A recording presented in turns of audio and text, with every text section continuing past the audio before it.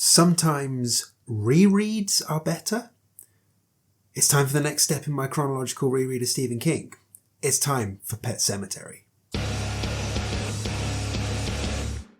Hi everyone, welcome back to my channel. I'm Dave Musson and this is the place where I talk to you about all things Stephen King. Sure, I also recommend great horror books to you in my book club, and I sometimes talk horror movies in my Silver Scream section, but this is a Stephen King video, and as you know, this is the next step in my chronological reread of the works of Stephen King, which I started back in 2024 to mark the 50th anniversary of Carrie, and have kind of been going ever since. And I'm now up to 1983's Pet Sematary, and I'm very, very excited to reread this one. And the fact that this has dropped in October 2025 for me, spooky season, just the perfect read for this time of year.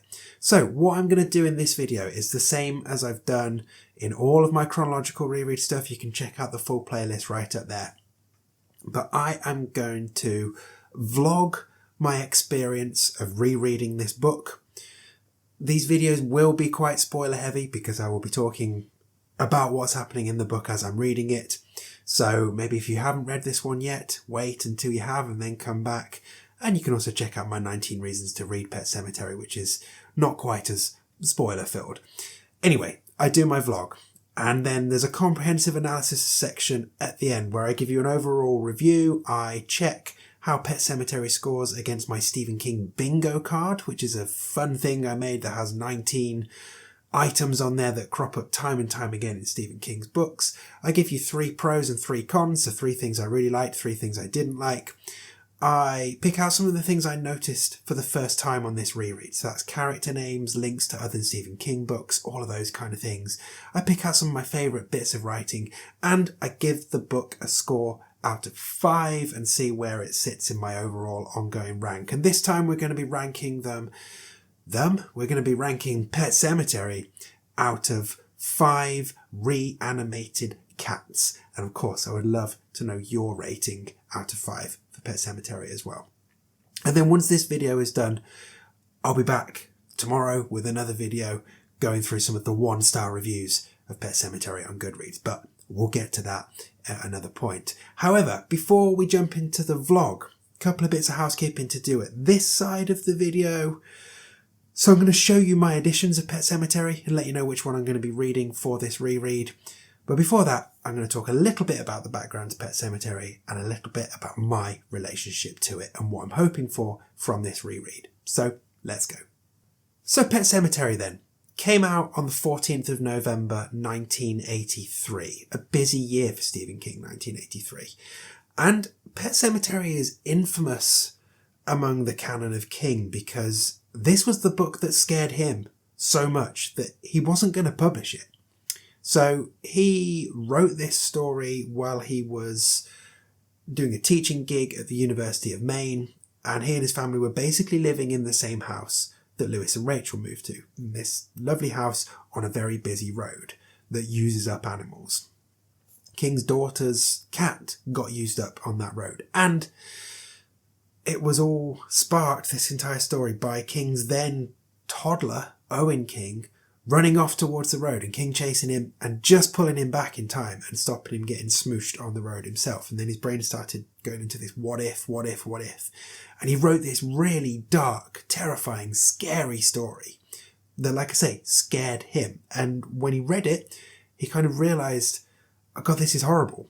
And he just put it away in a drawer and didn't think much of it. I think it got referenced in interviews around the 80s before it came out. I think somebody did say to him, like, have you ever written something that scared you? This is the book that scared Stephen King. Now, it would have perhaps stayed in that drawer had King not needed one more book to fulfill his contract with his then publishers, Viking. So they were owed one more book from King, and he wanted to be done with that contract to move on to a new publisher. So he pulled Pet Sematary out the drawer and he sought the advice of his wife Tabitha, who was kind of like, well, yes, it's horrible, but it's good. I think you should publish it. And from there on, the rest is history, really. It's gone on to become one of his most beloved books. It definitely is one of his scariest books. And it's just crazy to think that a book of this quality could still be sitting in a drawer because it freaked King out too much. And that's the thing. It is scary, but it's also really damn good. At least that's how I remember it anyway. And that feels like a good segue into my relationship with Pet Sematary. So I love Pet Sematary. It's in my top 5 Stephen King books, and I'm really excited to go back to it this time just to be back in that world and reading one of my favourite books. I'm not expecting to get that much new from it. I'm just expecting to have a really good time. So I've read this twice before. The first time I read it was not long after I'd started reading King, so I was in my mid-20s, and I just enjoyed it for the gloopy, pulpy, scary horror story it was. You know, I loved all of the darkness of it, and just the things like Timmy Bateman, that story, the Wendigo, obviously what happens to Gage and stuff, but that didn't hit me on a core level. It was just like, oh god, this is shocking, this is horrific. And of course the bombastic ending, that all worked for me in my mid-20s. Then I reread this would probably be in either late 2019 or early 2020. Date doesn't matter too much. The thing you need to know is that in April 2019, I became a parent for the first time. So when I reread this, I had kids, or a kid at that point. And I loved it again, but I got a totally different experience of reading it, because it's a cliched thing to say about this book, but reading it as a parent really, really does bring something different to the table. And yeah, whew, what an experience that is. But that's it. I still love the book. I still think it's exceptional. I still think it's one of his best. And I think it's really rewarding, actually, that it's a book that you can get something different from each time you read it. So even though I've just said, actually, I'm not expecting to get something different, I'm going into this reread with 2 kids. My family setup is very similar to the Creed's. You know, my kids right now are 6 and 3. Ellie and Gage are 5 and 2. So my youngest is a little bit older than Gage, and perhaps I've got a little bit more reliable communication with him. But, you know, still at that point where you're sort of a few years into parenting, you've built these humans up, you're doing well, they're surviving, but you're constantly like, what if that happens? So actually I revised my prediction. I am potentially thinking I might get something extra from this one. Not necessarily different, but a little bit extra. There's probably going to be moments that are going to creep me out that little bit more. But like I say, I'm so excited to go back into this book. This is one on the reread I've really been looking forward to. There are sort of tentpole reads on this chronological journey that I've been really looking forward to, like Salem's Lot delivered beautifully, The Shining, The Dead Zone, obviously, Cujo, different seasons, Pet Sematary now, and like thinking ahead, I can't wait to get to It, Misery, Dark Half, Needful Things, and then like basically everything in the 90s. But yeah, this is one of the standout ones. So I'm just very excited to get started. But before I get started, I've got to show you my editions, right? So when it comes to Pet Sematary, I only have 2 copies. Only 2. I mean, who needs 2 copies of the same book? Me. So I have this one with the classic cover on, which I'm not going to be reading because it's an old book. I don't want to damage it. And also this one kind of sits on my shelf as a front-facing piece of art because look at that cover. And the quote on the back, the most frightening book Stephen King has ever written, from Publishers Weekly, which I think is a pretty fair pull quote. So there's my vintage edition. But of course, I have one from my collection of Rainbow Hodders. This is what I'm going to be reading. Tagline of a pet isn't just for life. I mean, sometimes dead is better was right there, guys. But there we go. And let's read the blurb, shall we? So, the house looked right, felt right to Dr. Lewis Creed. Rambling, old, unsmart and comfortable, a place where the family could settle. The children grow and play and explore. The rolling hills and meadows of Maine seemed a world away from the fume-choked dangers of Chicago. Only the occasional big truck out on the two-lane highway, grinding up through the gears, hammering down the long gradients, growled out an intrusive threat. But behind the house and far away from the road, that was safe. Just a carefully cleared path up to the woods where generations of local children have processed with the solemn innocence of the young, taking with them their dear departed pets for burial. A sad place maybe, but safe. Surely a safe place. Not a place to seep into your dreams, to wake you sweating with fear and foreboding. It doesn't really tell you much there, does it? But, yeah, cool. I'm excited now. Let's just preamble done, all the admin done. Let's jump into my vlog of rereading Pet Sematary, and then I'll see the other side for some more coherent thoughts in the analysis section. Let's go. So we're up and running with the Pet Sematary reread. About 100 pages in, so roughly a quarter of the way through the book. And I think the overwhelming thing is just this looming sense of dread that permeates the book. Like, even in its lighter moments where you have Rachel and Lewis laughing until Rachel farts, all the while there is this background of just impending doom. And I think that's what's so powerful about this book. Apart from, as it goes on, it becomes this thing looking at grief and at death. Even in these first 100 pages, we start getting a sense that Rachel is very uncomfortable with death. And of course we see poor Victor Pascal dying, and I mean, that is a brutal scene. Very gruesome, very gory, and chilling as well. Like Pascal's final words to Lewis, where he has that sort of moment of clarity, or almost supernatural clarity. It's just so good, such gripping writing. But yeah, I just love the setting here. In this first quarter of the book, we get to fall in love with this family, and we see them forge relationships with Judd, and we see them settle into their life. And you feel like it's going to be okay, even though there is this impending sense of doom. You still feel like, well, nothing's going to happen to these kids, right? And yeah, just as an atmosphere, so good. There's also some iconic moments, obviously Victor Pascal dying, but then like after that, where Rachel gives Lewis the bathtub hand job. That is an iconic Stephen King sex scene. So good. And of course, we get the amazing foreshadowing of the road, and Judd saying that the road uses up a lot of animals. And of course, we know as this book goes on, well, as I assume you do, because if you're watching these rereads, you'll know that they are spoiler heavy. That road doesn't just use up animals for Lewis's family. What really got me actually in this is, so I currently, at the time of reading this, I have a 6-year-old and a 3-year-old. Now Ellie and Gage are 5 and 2 in this, so pretty similar ages, right? And King absolutely nails how he writes Lewis's frustrations with his kids.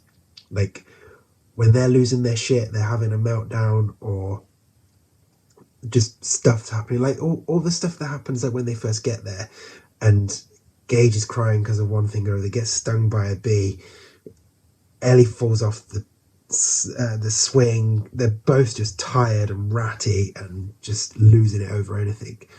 And Lewis is frustrated. He wants to comfort them, but he's also like, fuck, you're ruining my life. And that is such an accurate capture of parenting young kids.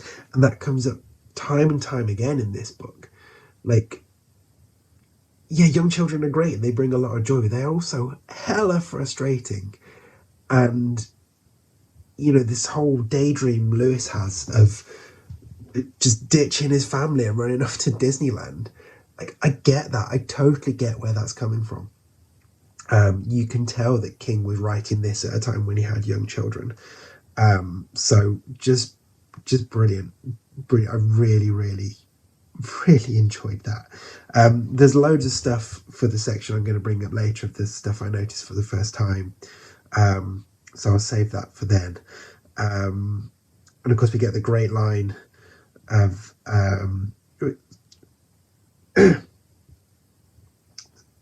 and the other thing I wanted to mention, actually, I don't know what I'm doing there.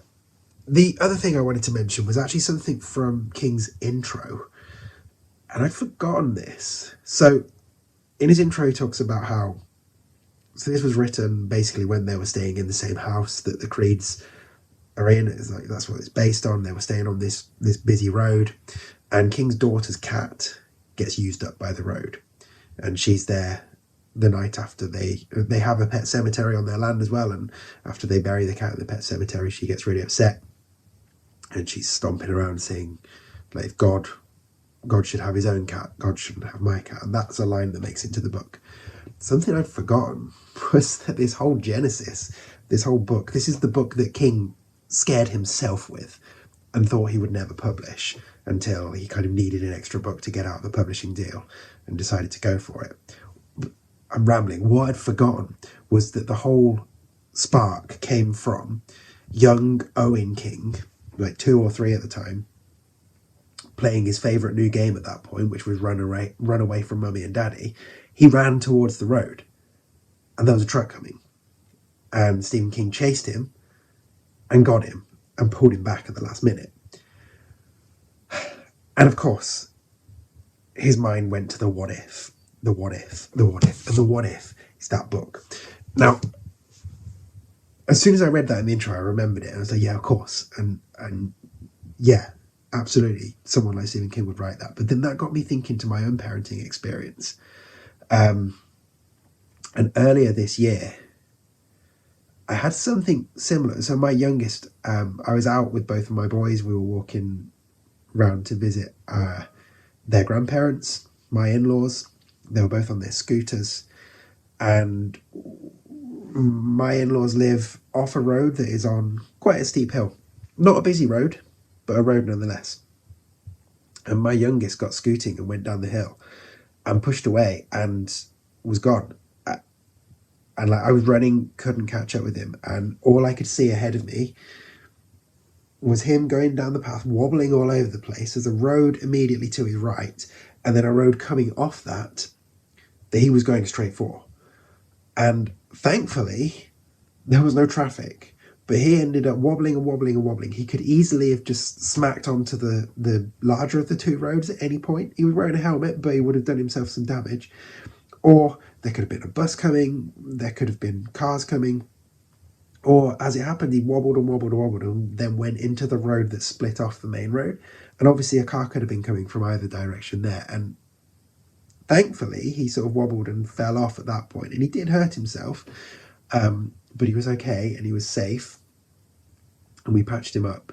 But honestly, I basically couldn't speak for the rest of that evening. I went about 6 hours without being able to speak properly in coherent sentences. And I feel quite sick thinking about it now, to be honest. And for all that I said earlier about how annoying my kids are, I don't want to see them fucking die. So that what if moment, that's exactly what was playing in my head. And I can totally understand King chewing this over and over and over. And him working it out through writing a book. So seeing his recollection of that in the intro really brought back a really traumatic memory for me from this year, but it totally made sense. Like, yeah, of course you would do that. So anyway, that was a bit of a diversion, wasn't it? The first 100 pages of Pet Sematary, really good. Really, yeah. We get a lot of world building in not that many pages, really. And the scene is set. We see the Pet Sematary. We get inklings that there's something beyond it. We get I haven't mentioned yet, the iconic dream sequence with Pascal as well. It's all there. It's all gravy, and it's all, yeah, it's all like, okay, this is going down at some point, and I am here for it. Probably some of King's best atmosphere building. Yeah, and I am excited to carry on. So, second 100 pages of Pet Sematary, and this is where we really start to see things reveal themselves. Namely, obviously, Church gets wasted by the road, and Judd decides in his wisdom to show Lewis what's beyond the Pet Sematary, and they bury that cat in the Micmac burial grounds, and of course he comes back, which sets a whole load of questions running in Lewis's head. And it becomes that meme that Judd has been reduced to online of, like, he knows about the Pet Sematary, he knows it's a bad thing to show people, refuses to show people, and then shows people anyway, and just sets off this vicious circle. And I suppose that's the Wendigo acting against him, tempting him, pushing him to show other people. But yeah, this is a fun section. And obviously it's very convenient that Church is killed when the rest of the family are away for Thanksgiving, because Lewis and Judd can have that moment sharing that awful, terrible knowledge. But the writing when Church comes back is great. And it's not even like he's an evil cat as such. He's just sort of wrong, and he smells bad, and his behaviour's changed slightly, and he just mercilessly kills things now. But what I like as well is that there's these little hints of Ellie having like some supernatural abilities because she's been dreaming about Church when she's been away. And yeah, you just get a hint that like Lewis is trying to keep things secret, but the Wendigo's acting against him as well. And I think Ellie has more insight than Lewis probably thinks. But you can see at this point, like, we've already had this like looming dread, and when Church dies, it doesn't feel like that's the relief of the dread. You know that something worse is going to happen. And then Lewis sort of asking questions about like, well, has anyone buried a human up in that burial ground? And Judd being all, oh no, definitely not. Again, it's huge foreshadowing. This whole book is big on foreshadowing. But you still just go along and think, well, nah, nobody's going to have done that and buried that, because that'd just be wrong. But of course, we know different. So yeah, just an enjoyable 100 pages or so. Loads more stuff for the what I noticed this time section, which I'll save for a bit. But one bit that made me laugh, where Ellie just, this is obviously a difference between American and English, because there's one bit where Ellie goes to Lewis, "You're a spaz, Daddy." And it's like, you can't, like, in British English, like, that's a very offensive term for someone with learning difficulties or learning disabilities. Like, you can't get away with saying that. So yeah, that was an interesting one to read. And some more great foreshadowing from King. Like I said, there's also foreshadowing in this book, but we get this on Halloween. We get Norma, Judd's wife, having a scare. She has like a minor heart attack, and Lewis is able to save her. Is it a heart attack? I can't remember now.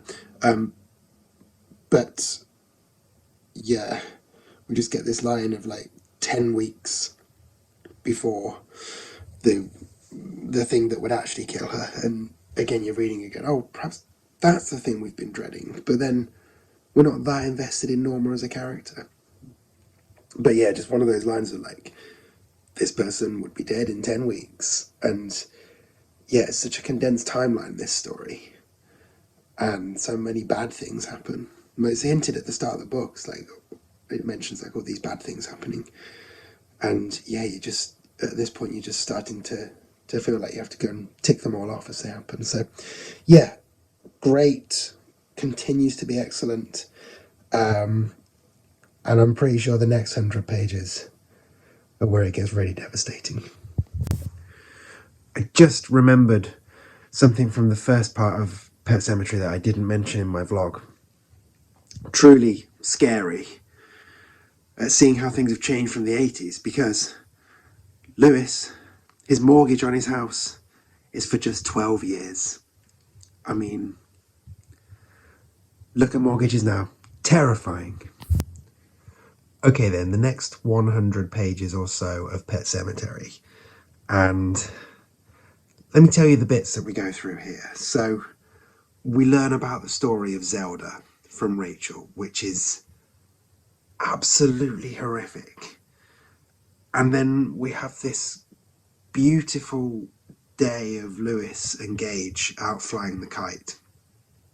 And it's just the most rose-tinted thing you will ever read, certainly in Stephen King's works. And then you just get this line at the end, and Gage, who now had less than 2 months to live. And you're like, oh, fuck. Because, yeah, Gage gets used up by the road. And I think, again, something I'd perhaps forgotten a little bit, perhaps because I watched the movie more recently than read the book, but obviously in the movie you see Gage run out into the road and get crushed. In the book, it's kind of all told in flashbacks, and I think that's more powerful because it doesn't make it this huge set piece. It makes it even more haunting and just grief-filled and looming. Like it's this presence that is just sitting over the family. And it's just crazy. So then obviously we get Gage dying, we get Gage's funeral, we get the fist fight between Lewis and his father-in-law Irvin at the the thing the day before the funeral. And that's one of the most powerful scenes ever since the first time I read Pet Sematary. That's been one of the most powerful scenes, where the coffin gets knocked off its little trestle tables and opens slightly, and Lewis sees Gage's hand. That has embedded itself in my head forever. And it's still, even though it's coming, still totally powerful now. And then, of course, just to round off this 100 pages of just pure fucking misery,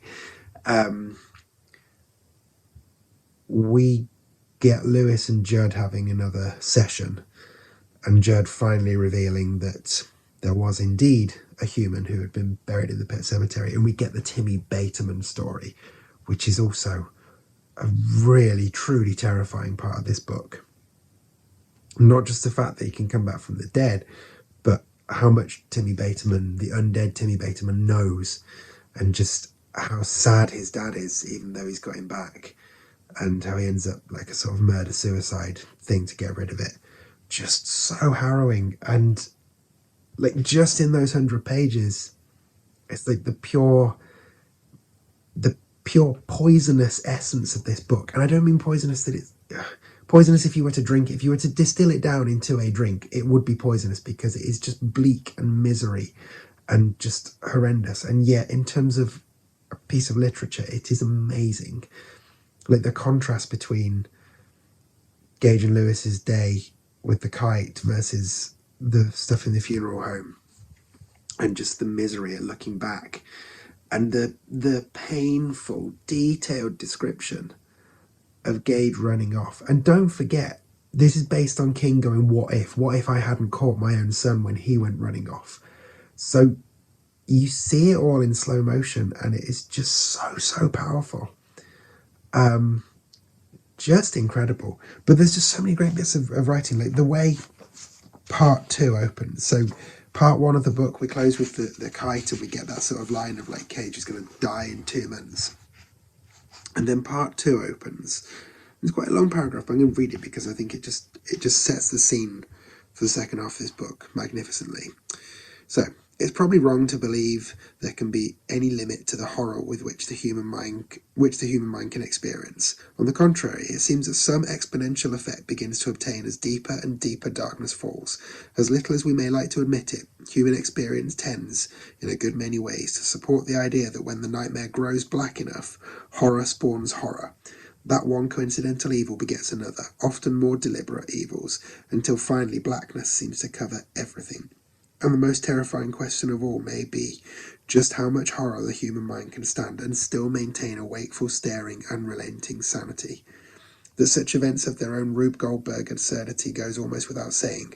At some point, it all starts to become rather funny. That may be the point at which sanity begins to either save itself or to buckle and break down. That point when one's sense of humour begins to resurface. And imagine writing that as your opening bit of part 2, and just being like, whoa, okay, here we go, time to break some hearts. Yeah, just wonderful. So I will probably do, what we got?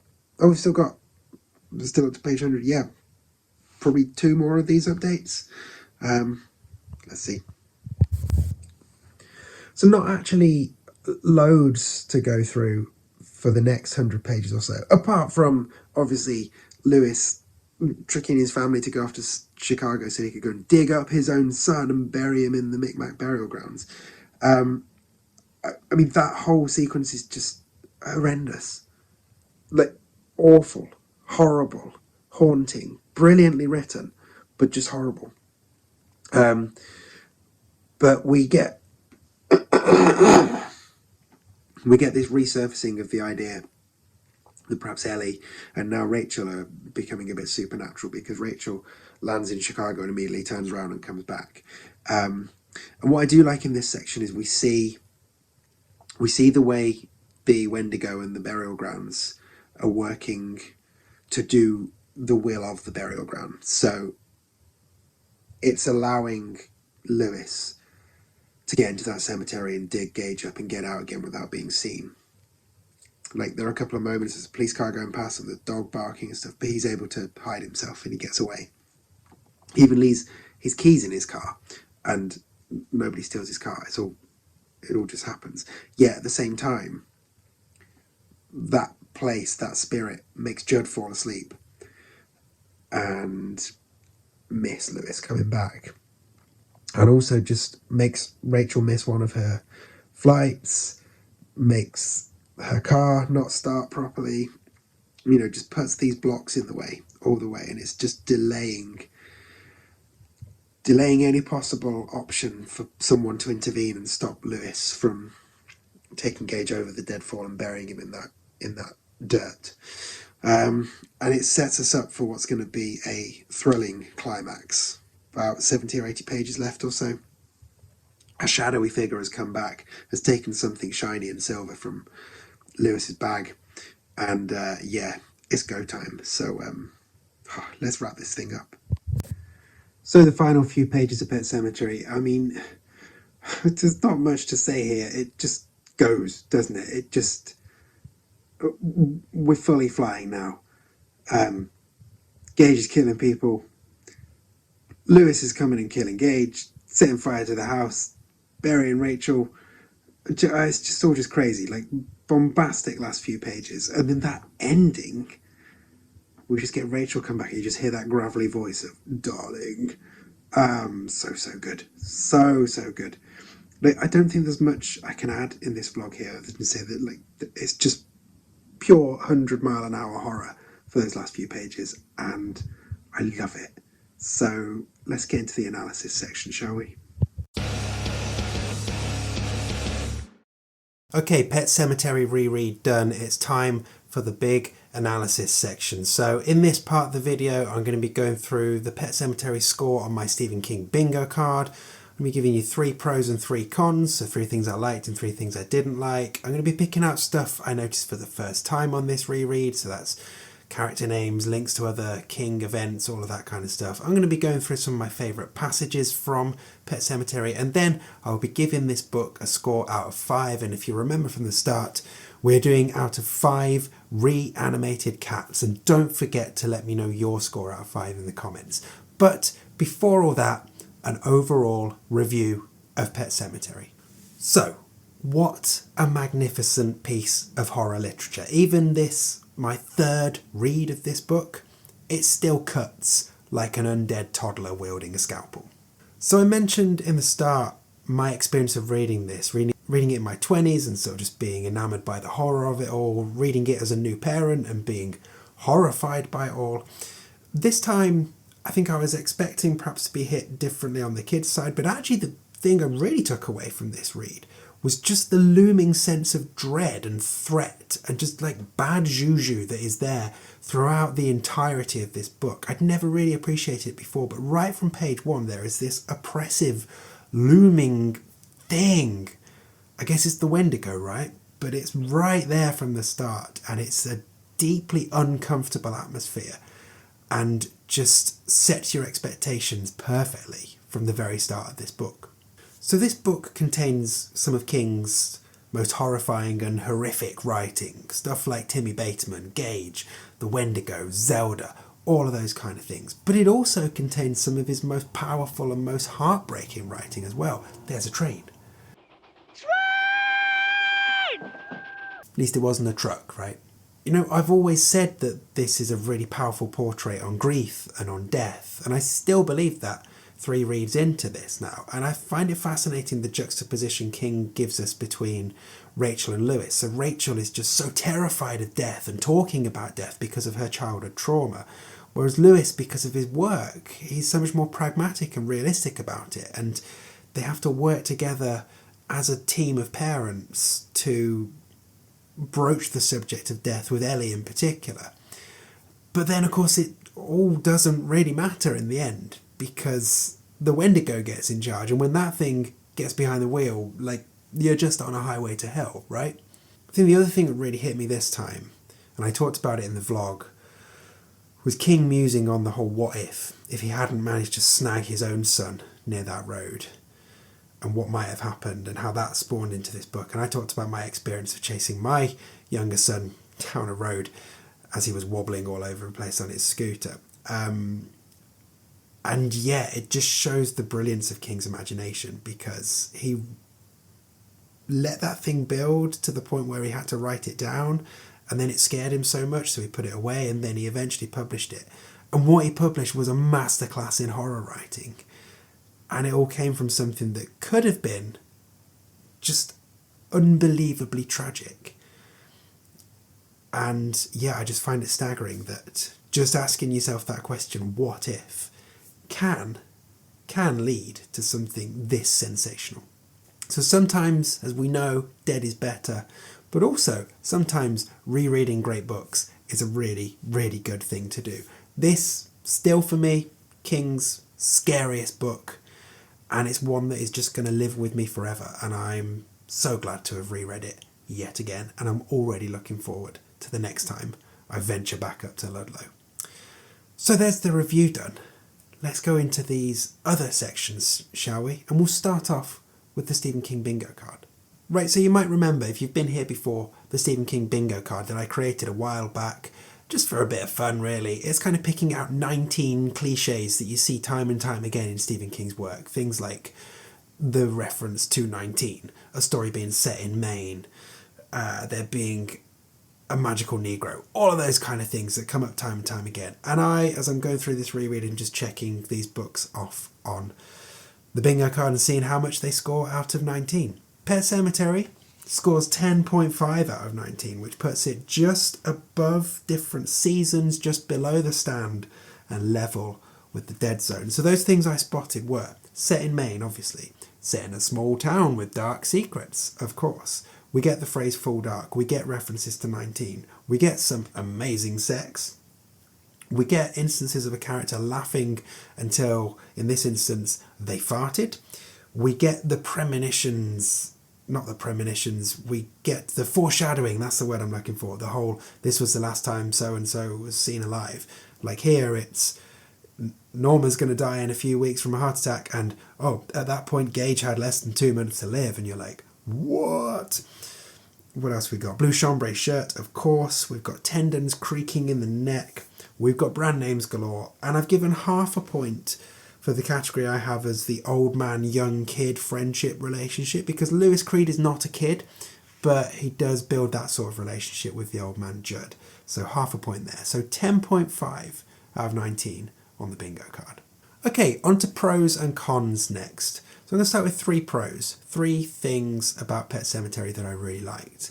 And the first one, it was difficult to get this down to 3 actually. The first one though is how brilliantly King captures parenting and how frustrating that is. and how you do just fantasize of just not being in that situation anymore, but also how you absolutely don't want your kids to be run down by a massive truck and have to bury them in a Micmac burial ground to bring them back to life, only to discover that they're murderous little bastards. Like, it's just the complexities of parenting, perfectly captured.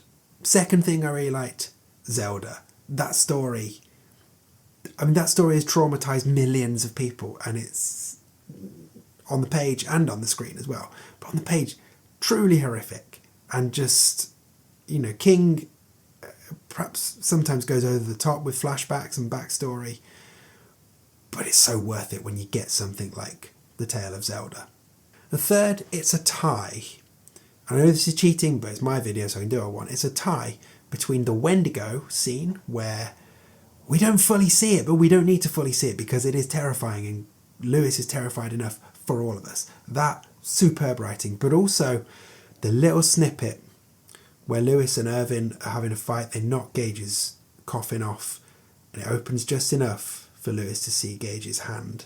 That's always stayed with me, and it's captured brilliantly in the '89 movie as well, and it's just devastating. But what things do you particularly like about Pet Sematary? Let me know in the comments. So on to my cons, 3 things I didn't like. Tough to find 3 here. First one, I didn't like that we discovered that Judd was a slag. I didn't like learning that he'd gone to whorehouses when he was younger and all of that kind of stuff. I mean, yeah, fine, but it just doesn't tie with who I think of Judd as being. So I didn't like that. Second, I didn't like the idea that was put forward that Norma was a slag as well. When Gage was returned from the burial ground and was speaking in Norma's voice and was saying to Judd how she fucked all his mates and did it in the ass and all of that kind of stuff. I'm sure it wasn't true. I'm sure it was just the Wendigo being mean. But I didn't even like that as an idea. Like, Norma just seemed way too wholesome for that. I already had the crushing blow that Judd was an absolute slag. Didn't need to hear it about Norma as well. So didn't like that. And third, I mean, this is where I was struggling, but it was the fact that Lewis's mortgage was only 12 years long. 12 years! Like, my one's 25 years, maybe even 27 years. 12 years. Ridiculous. But what things did you not like in Pet Sematary? Let me know.